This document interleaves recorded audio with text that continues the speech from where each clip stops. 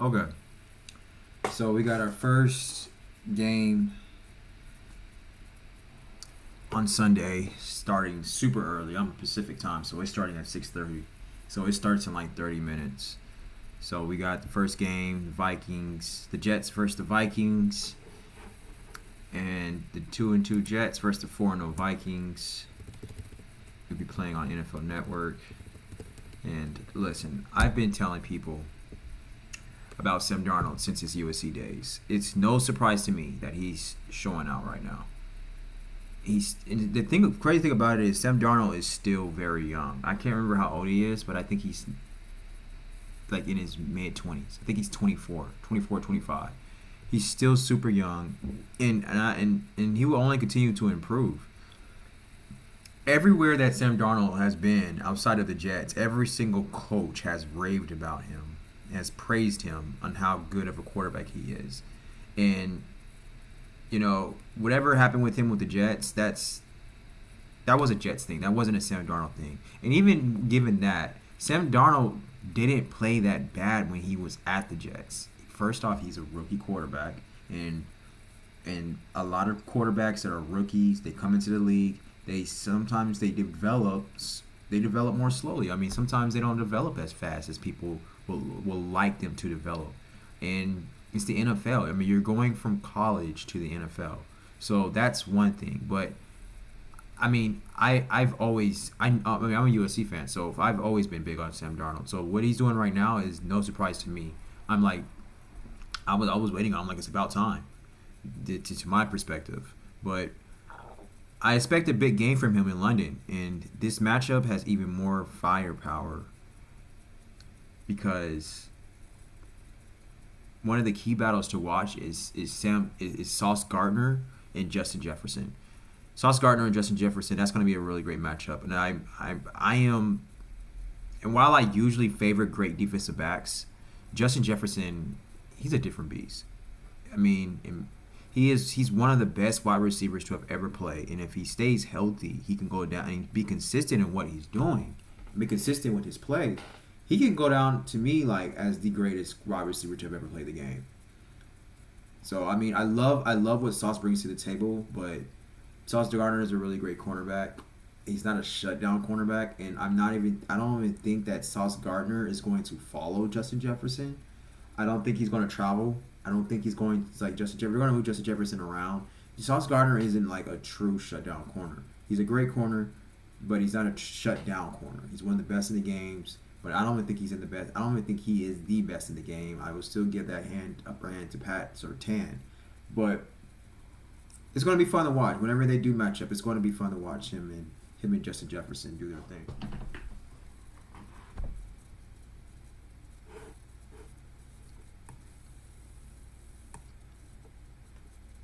So I'm giving that matchup.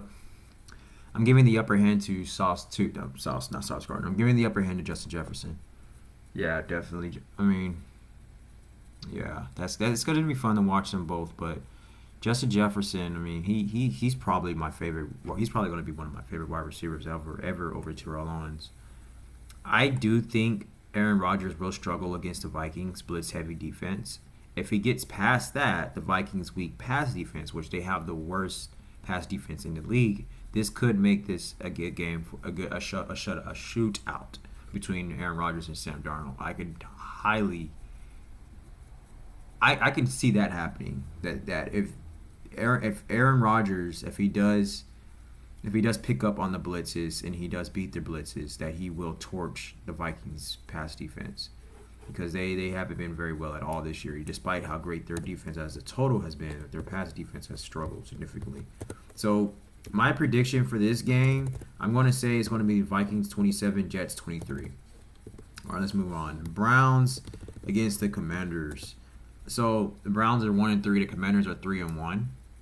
And so let's first welcome back Nick Chubb. He's not playing yet, but it's great to see him on the road to recovery, and he should be playing very, very soon.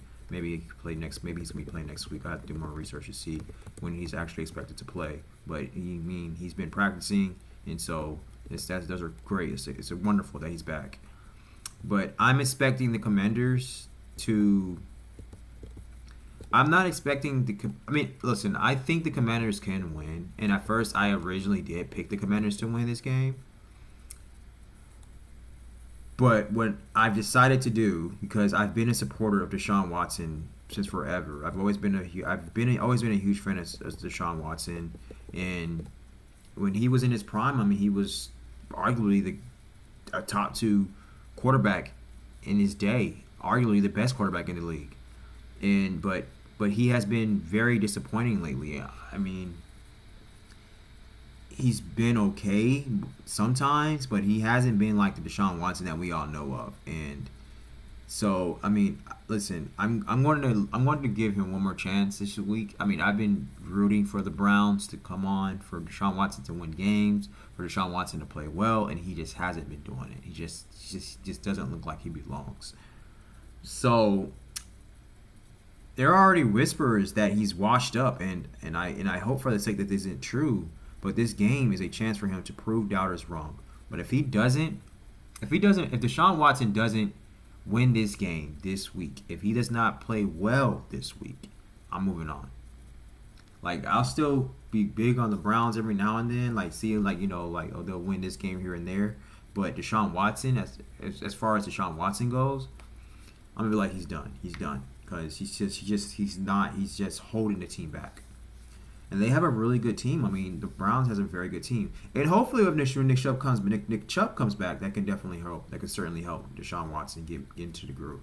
Because Nick Chubb is, when healthy, he's arguably like top two running back in the entire NFL. He's a really great running back. So let's see. And the Commanders' defense has been very weak against the run and the pass. And if Watson can capitalize on that, so that's my thing. Like, the Commanders' defense hasn't even been all that. So if he can capitalize on that, the Browns could pull this one out. So I'm giving Watson one last chance. This is the time. This is the team that he has to do it against. And he better, no, not has to, he better do it against. Because if he doesn't, I'm like, he's done. Yeah, he's done. And everybody's going to know he's done. I mean, everybody already saying that he's done. So he has to come out on top. I'm predicting the Browns 25, Commanders 21. So next game, Ravens. This is going to be a pretty good game. Lamar Jackson, the Ravens 2-2, Bengals against the Bengals 1-3.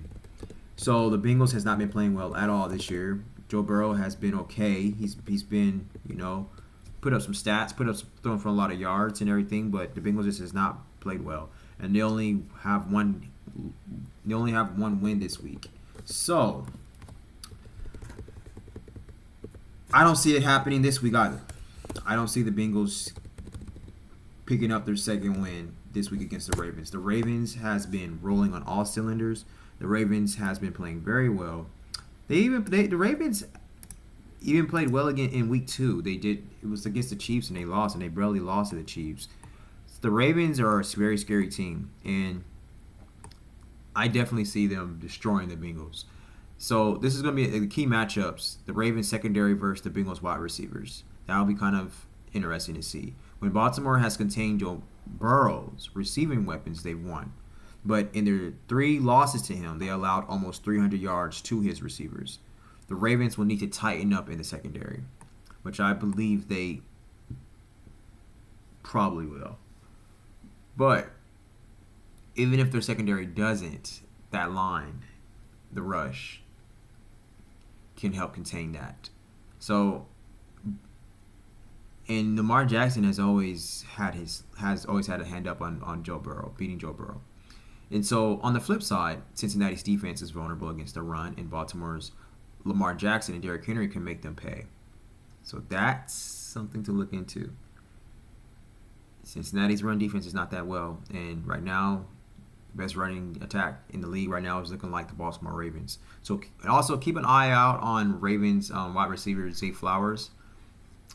I'm expecting him to play okay. To have a little bounce back game. They may not even need him this game because what's going on with Lamar Jackson and Derrick Henry just running over everybody. But if they do decide to do some passing, throw the ball, I'm expecting Zay Flowers to have a pretty solid day. Maybe I'll predict Zay Flowers to probably have 75 yards for 5 catches, no TDs. And That's another thing. That's another thing too. Like everybody's saying, what's his name? Oh, Devontae Adams should go to the Ravens, but no. That's just going to create more drama. Cause in Devontae Adams, I don't think he too much cares about stats. I do think he cares more about winning, but that's just not a good team for him to go to. I mean, not saying that's not a good team, but it's not a good situation for Devontae Adams to go to. The Ravens' identity is strong defense, run. Strong defense, run. Lamar Jackson isn't the type of quarterback for you to pass first, and it's just gonna defeat the purpose for them for what they got going on. They picked up Derrick Henry, and I think they need to stick to that identity. I think they need to stick to what they got. And they have Zay Flowers. They have a deep threat in Zay Flowers, and he hasn't really even done anything. So why would you go and get Devontae Adams for what? You have a great deep threat wide receiver, and he's still not in the game plan. So no. So T. Higgins has been putting quietly in a lot of work. T. Higgins is the wide receiver to look out for, and with the Ravens struggling against wide receivers, the Ravens secondary is struggling against wide receivers. So T. Higgins can have a very big day. So look out for that, fantasy owners. With T. Higgins against the Ravens secondary, he can snap off. Prediction. My prediction for this game, I predicted the Ravens to win 24-20. All right, so I think that'll be a pretty solid game right there. It could end up being a shootout, but I am putting a lot of faith into the Ravens defense. Please do not let me down. So Ravens 24, Bengals 20. I am predicting you guys to shut them down, man. You better. I mean, I think I'm putting more faith into the Ravens line more than I am to the secondary. So I think their line can get to Joe Burrow and can hold them. A great pass rush, a great line can make the secondary a little better. Can help out the secondary, make it look better than what it actually is, because the ball won't be getting to the wide receivers. So we got next game, Dolphins at the Patriots. 1 p.m. Eastern on Fox. The Dolphins will be starting Tyler Huntley once again, and Coach McDaniel has been positive about his progress. So, Odell Beckham Jr. is back as well to help out with this offense, so that'll be a plus. So that'll be kind of interesting to see what can OBJ do with Jalen Waddle and Tyreek Hill. So on the Patriots side, there's talk of replacing Stevenson at running back after his fumbling issues. I've been a huge fan of Stevenson, so I hope that's not the case. So this game may be a low-scoring affair with both teams struggling to put points on the board. I'm still predicting the Dolphins to squeak this one out, but it'll be close. I'm predicting the Dolphins to win this game 22-19, and even with me saying 22, I'm still thinking like that might be a lot. I don't really. I kind of did have faith. I kind of did like Tyler Huntley, but he hasn't really been. He wasn't all that great last week. So hopefully he can. Even though, despite what I just said, what McDaniel said, I mean, I watched the game. He wasn't bad. He just, I mean, I don't know. And the Patriots, they play sometimes really great defense, and they have a pretty good secondary. I mean, Christian Gonzalez, they have a good safety. So, I mean, the Patriots could shut this whole entire team down. I mean, even with this, especially with Tyler Huntley being playing under center. So, yeah, but I think I'm going to stick with that prediction. Dolphins 22, Patriots 19. Colts are 2-2. Oh, I don't think I said what the record was between the Dolphins and Patriots. The Dolphins was 1-3, Patriots is 1-3. So, at the end of today, Dolphins will be 2-3, Patriots will be 1-4. So we got the Colts, who are 2-2 against the Jaguars, who are winless, 0-4. The Colts haven't won a road game against Jacksonville since 2014. Wow. Well, they will win this road game since 2014, because I have picked the Colts to win. This is one of the weirdest streaks in the NFL. Turnovers have been a killer for them in these matchups. when the Colts played against the Jacksonville Jaguars, and Jacksonville's defense has struggled to force turnovers this season. But Colts quarterback Anthony Richardson's tendencies to throw interceptions could change that, because he has been throwing a lot of picks. I think he's leading the NFL with like 6 interceptions or something like that. So Richardson does have the ability to make big plays, and it will be an intriguing matchup. But I think the turnovers will be the difference here. Even though with the turnovers, because I don't have faith in Trevor Lawrence and the Jacksonville Jaguars at all. So even with those turnovers, I'm going to risk it here and pick the Colts to win and to finally break this streak, this winless streak on the road against the Jacksonville Jaguars.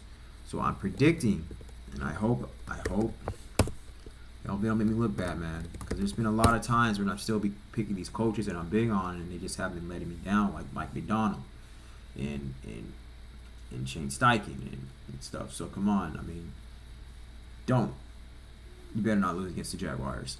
I'm picking the Colts to beat the Jaguars 23-21. All right, and let's see, we got the Bills at the Texans.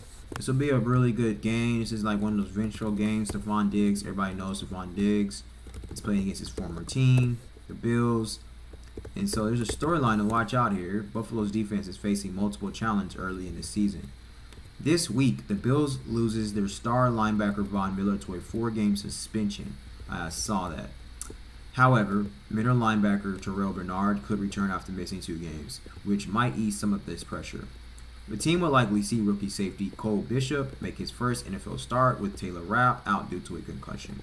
Rookie Javon Solomon is also expected to see more snaps on the defensive line. The Bills' defense will need to be sharp as they face Texans quarterback star C.J. Stroud, who has thrown 7 touchdown passes and 0 interceptions in his last 5 home games. That's phenomenal. The Texans storyline to look out for. Coach DeMeco Ryans emphasized that his team is fired up for this clash, but he downplayed the idea of it being a matchup between AFC contenders. While the Bills boast the NFL's 3rd highest point differential, the Texans lag behind the 24th. So, despite their 3 wins, Houston's victories have come down to the wire, with some sloppy play in between.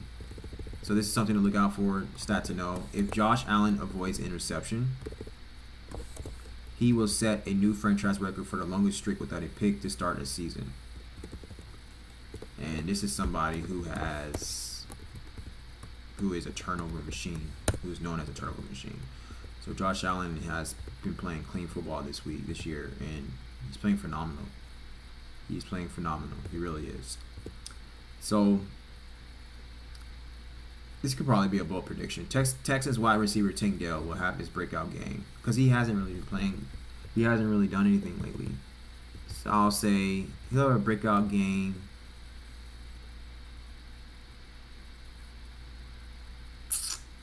...125 yards. And...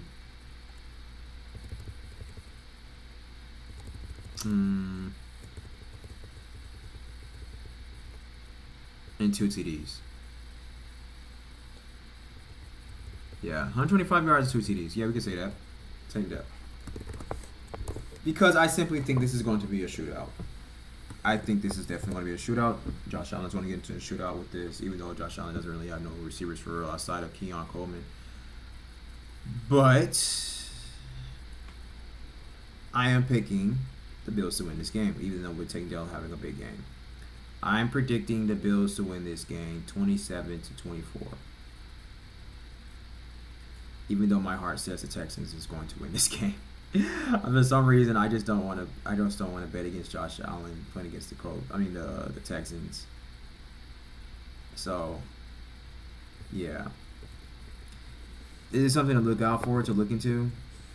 Also for fantasy owners, Texans running back Cam Akers could have a big game, as the Bills have been the most generous team to opposing running backs in fantasy this season. With Joe Mixon out again, Akers could be in line for a heavy usage, so look out for that. We got another game. This will be a really, really good game. A really, really good game. I'm looking for this game. I'm looking forward to this game. Raiders against the Broncos. Raiders are 2-2. Broncos are 2-2. So the Raiders storyline to look out for. The Raiders offense could look different this week with Devontae Adams, but Devontae Adams is not playing, and he is on his way out. He's out. He's sidelined right now with a hamstring injury. But I feel like even if he wasn't injured, he would not be playing. So they're probably just saying he's injured, and he's probably not. But yeah, he's going to get traded probably sometime as early as tomorrow, more than likely. So this will open up opportunities for younger receivers like Trey Tucker and DJ Turner II. So both scored their first career touchdowns last week, and the Raiders wide receiver number 1, Jacoby Myers, is eager to set them and get more touches. Is eager to see and get more touches. So something to look into: Broncos has yet to win a divisional game against the Raiders since 2019, and they must find offensive consistency if they want to avoid a 9th consecutive loss to their AFC West rivals. Rookie quarterback Bo Nix has shown flashes, but he needs to connect on more deep passes to stretch opposing defenses. Yes, he does. One thing to monitor: the Raiders' star pass rusher Max Crosby missed practice this week due to an ankle injury, which could help Denver's offensive efforts. Something to look into: the Raiders are seeking their first back-to-back road wins since Week 11 through 12 in 2022.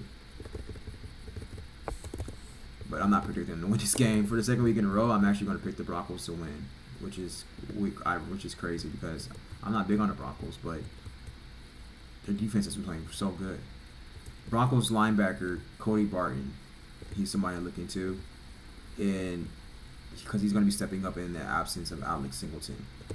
So also looking to Javonte Williams. He could thrive for the Broncos as the Raiders defense has struggled against running backs, allowing the 8th most fantasy points. Something to look into fantasy owners.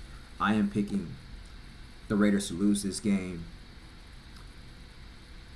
This is going to be a close game, and it's not going to be a high-scoring game. I'm predicting the Raiders to lose this game 19-17.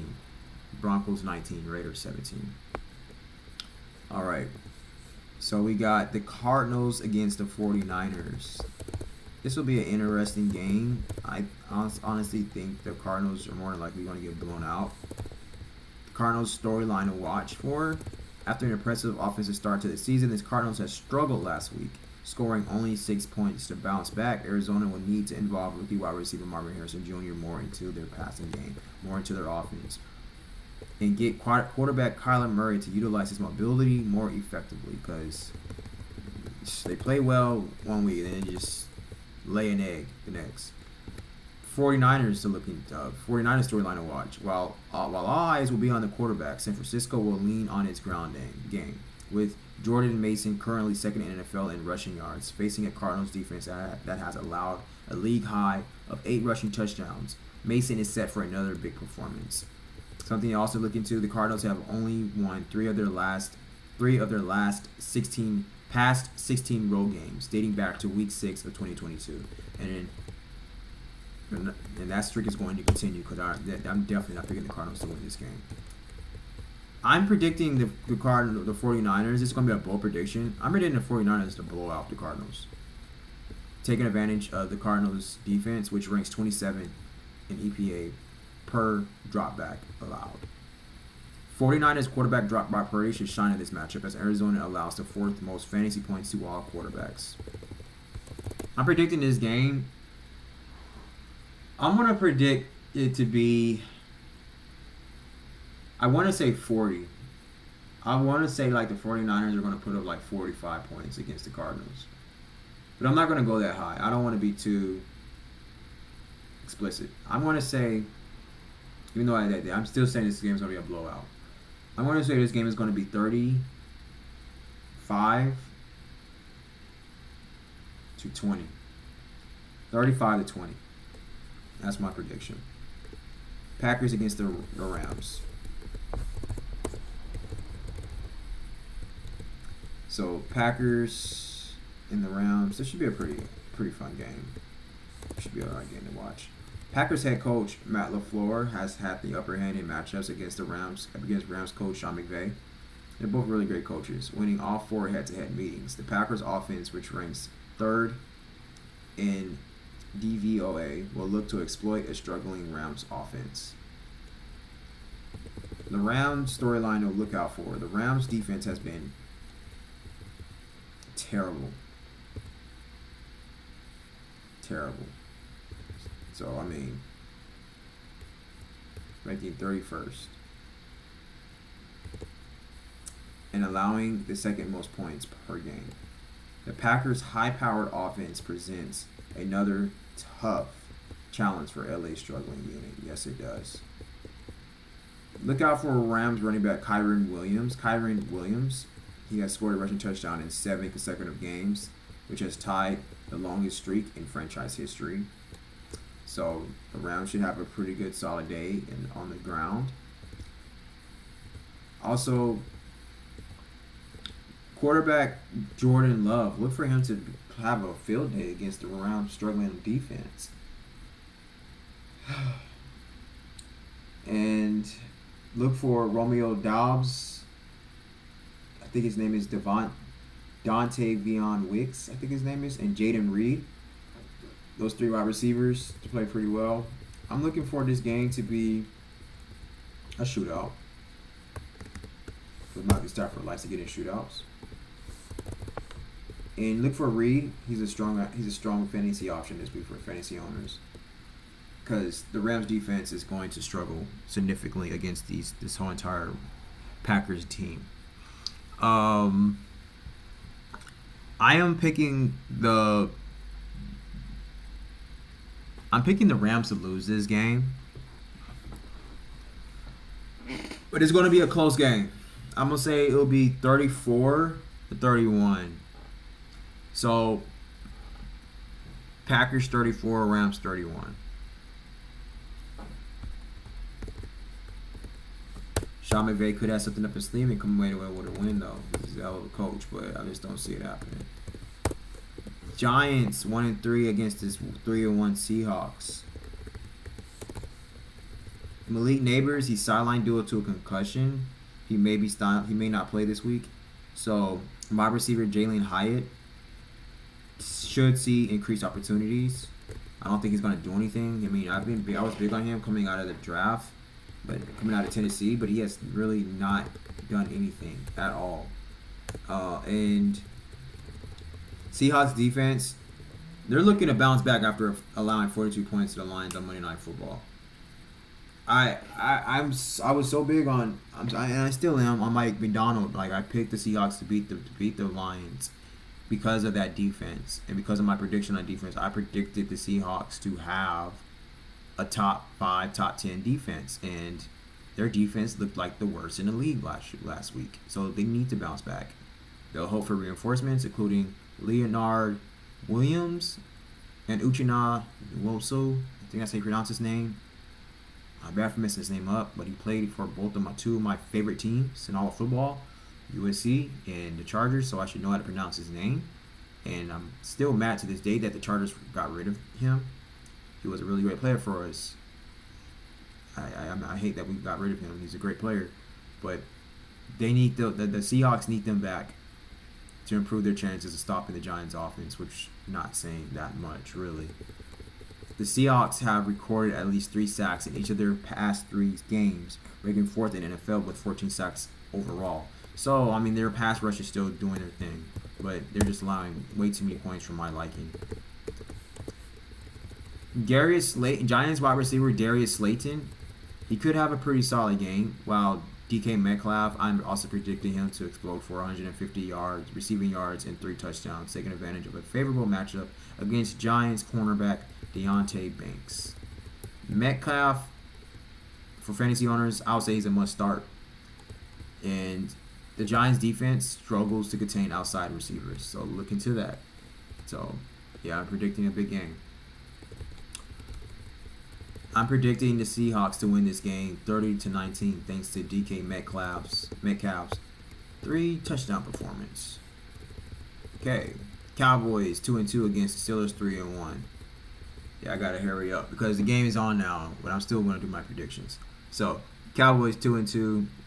I gotta do better with doing my predictions earlier in the week. But Cowboys 2-2 against the Steelers 3-1. This is Sunday Night Football, NBC or Peacock. Here's a polished segment. Here's a polished game. I think this game is going to be exciting. I think this game is going to be wonderful. I am really looking forward to this game. This is like these are old rivals, man. These two teams used to rival against each other in the 70s. The Cowboys are 2-2, Steelers 3-1. This week we have the Cowboys are looking to bounce back from a tough stretch while the Steelers aim to recover from the recent loss. This game is particularly notable as it features two great head coaches, Mike Tomlin and Mike McCarthy. These two franchises once squared off, and I think they squared off in the Super Bowl like twice. And the last time they played was in 2020, I believe. And so, like, when they played in the 70s, I think those two times in the Super Bowl, that's when that rivalry against those two franchises, they had a real strong rival. The Cowboys and the Steelers are two of the most distinguished franchises in NFL history, with records that date back to the 1970s. This rivalry has produced memorable moments, including their iconic meetings in Super Bowl 10. In Super Bowl 10 and Super Bowl 13.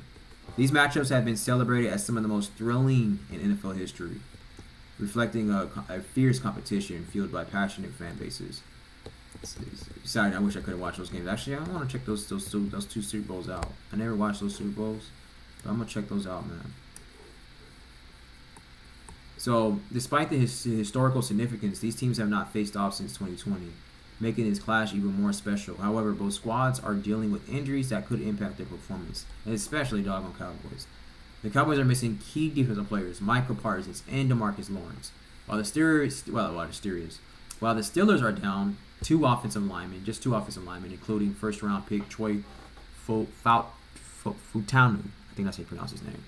I gotta learn how to pronounce these players' names, but that's not going to matter much because the Cowboys are two out of their two-star pass rushers. So, I mean, you always want your offensive lineman in the game, but the Cowboys, they're not going to do much. In terms of special teams, both teams have excellent kickers.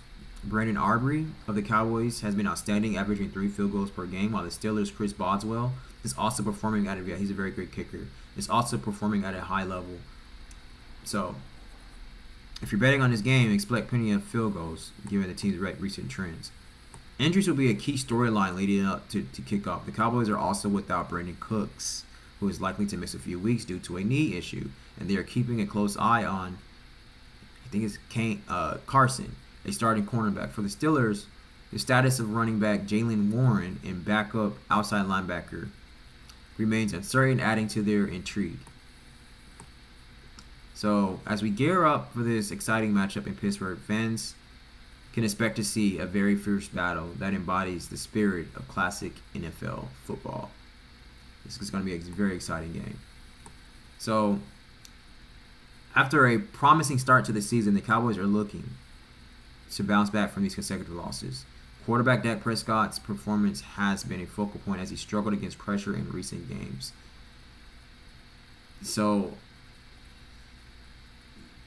the Dallas Cowboys defense does have playmaking ability, but they're gonna have to step up to limit the Steelers offense, which has been okay this year. I mean, it's gonna be hard without Michael Parsons and DeMarcus Lawrence, but it's not gonna be that monumental of a task because you're going against Justin Fields, who has yet to put up 20 points this game. So Pittsburgh is off to a more stronger start than the Dallas Cowboys. But this game is pretty much going to be evenly matched, sort of, because with the Cowboys having, still CeeDee Lamb, Dak Prescott, but their defense is hurting right now. The Cowboys won't have Brandon Cooks, but CeeDee Lamb and Dak Prescott, they have a great connection. And then you got the Steelers' offense, not all that good, but their defense. So it's going to be sort of kind of balanced out. So this was hard for me, but I'm going to go with the Steelers because I know how Mike Tomlin is after a loss. Oh, and this is a fun fact too. Mike McCarthy and John Gruden, they both coached at the University of Pittsburgh, so Mike McCarthy will be returning to Pittsburgh. But unfortunately, I'm gonna have to predict him to lose this game. I think Pittsburgh will win this game, and I'm not going to give them a lot of points because Justin Fields has to show me that he can do that. He can take off the training wheels and not be a game manager and actually take over the offense. That's why I'm not buying into the hype that Justin Fields should start over Russell Wilson. Even though Steelers are winning, they're barely winning, and they're not putting up 20 points. You're not going to win playoff games in the NFL by just putting up barely 20 points. I mean, so consistently.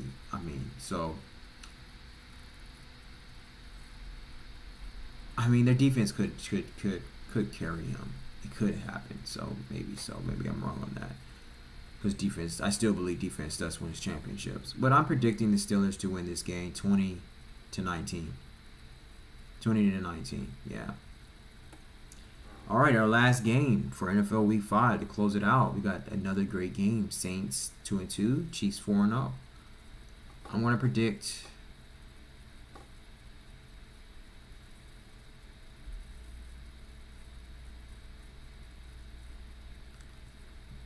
this is going to be a hard game to predict. This is going to be a very hard game to predict. Because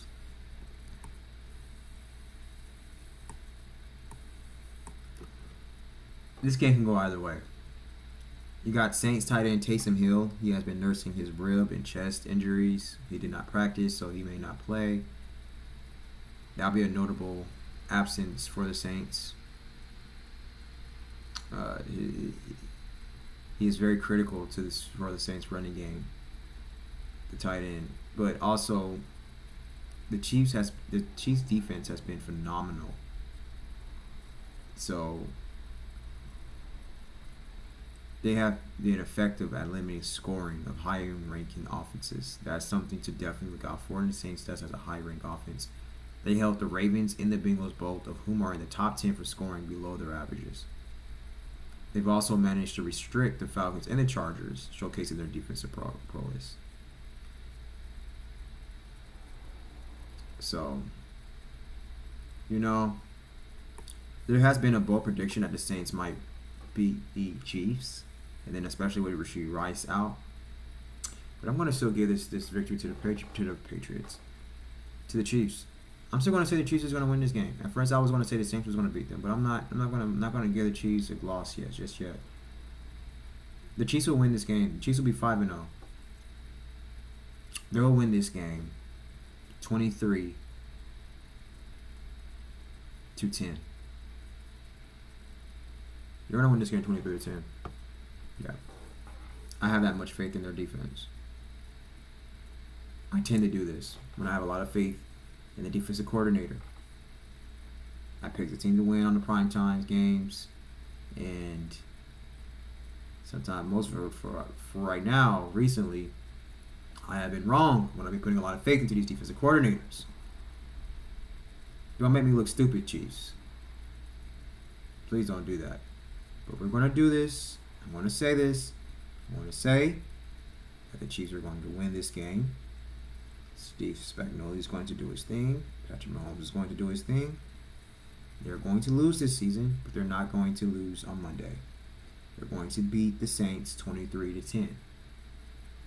Can I at least be 1-0 this season, for going with a defensive coordinator? I am a defensive guy. I played cornerback. I played free safety. I played cornerback in high school. I played free safety in the Arena League. Come on, defensive coordinators. I'm counting on you. I still believe defense wins championships. All right, so we're going to end the week 5, with a 23-10 game. Chiefs Saints. Chiefs 23, Saints 10. All right, thank you so much. Let me know what you think, what your predictions are. The Vikings and the Jets game is on right now. And I know I need to do better with putting out these videos a lot more earlier than before the game actually comes on. I gotta do better than that. I'm running 2 YouTube channels. I'm a writer as well. I'm writing a bunch of content, pushing out content. So I just gotta do better with managing my time. I also coach a youth flag football team in El Segundo under the Los Angeles Chargers. So I have a lot of time. So I got my hands tied up with that as well. But these are things I love to do. And yeah. So we'll get better. When I get really rich, I'll have to hire an assistant or something. But yeah, thank you so much for watching. Well, that was really long. It was 41 minutes. Okay. Thank you so much for watching, and we'll be back soon. I'll put out some more content, and I'm going to start doing recaps. I did a recap from last week, and I didn't even post it. I'm still going to post that video. Just be patient with me with the content I'm posting. I aim to post every day for this channel. When I haven't, I've been posting every other day. So if I do